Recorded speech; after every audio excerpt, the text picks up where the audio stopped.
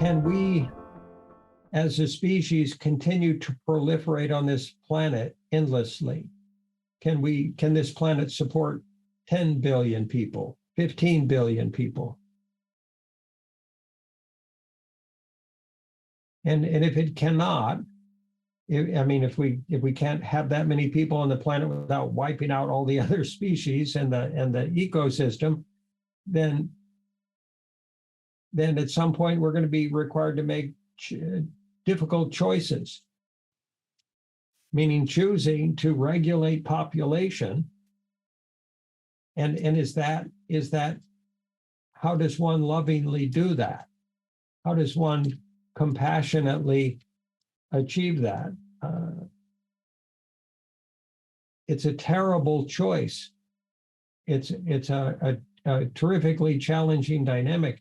And it's one we're literally being faced with at this time. There are people on this planet that would suggest reducing our population by half through some means, war or just not caring or not supporting the current population, and that somehow that would make a better world. And we're not arguing that point.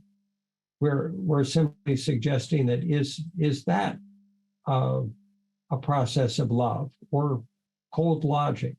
In the future, as resources decrease, as challenges increase, as temperatures increase, as the potential for the planet to support the current population decreases, will we be required, either as nations or as a collective, to face these decisions and to make wise decisions if we want to operate successfully on this planet and in harmony with nature?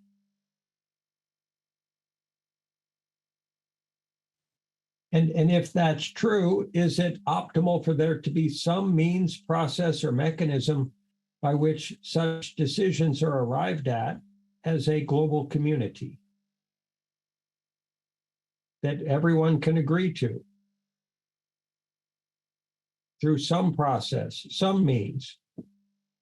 Right now, humanity operates tribally. Each nation makes their own rules, their own laws within their sovereign boundaries, and evolves and develops as they choose, for better or for worse.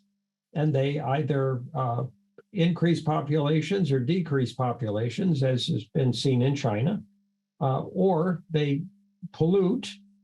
The Fukushima nuclear plant in Japan, they've got, from what I recall, millions or perhaps billions of gallons of radioactive water that they can't store at the facility anymore, so they're just pouring it into the ocean. And that radioactivity then spreads throughout the world. So this process of pollution associated with human life process is a key core element of the climate crisis. And we must have some way to reach agreements on how we manage and regulate our choices as individuals, as nations, as peoples, as cultures, that works, that generates sustainability and reharmonizes us with the planet.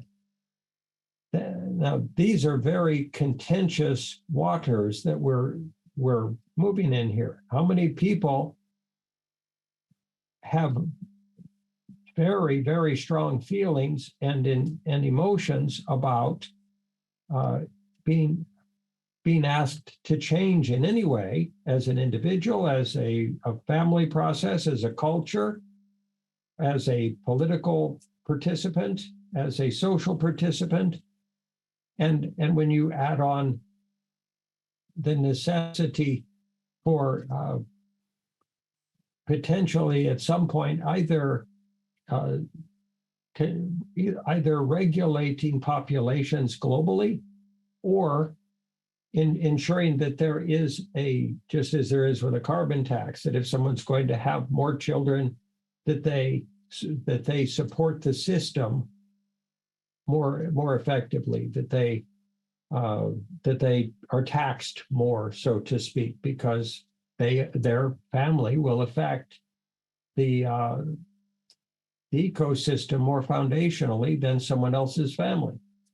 We're not advocating any particular decisional direction or policy. We're suggesting if there are less options in future than we have right now, is it necessary that we have some efficient, effective way to agree on how we're going to collectively proceed that grudgingly or painfully or terribly, we can all get through this as best we can together?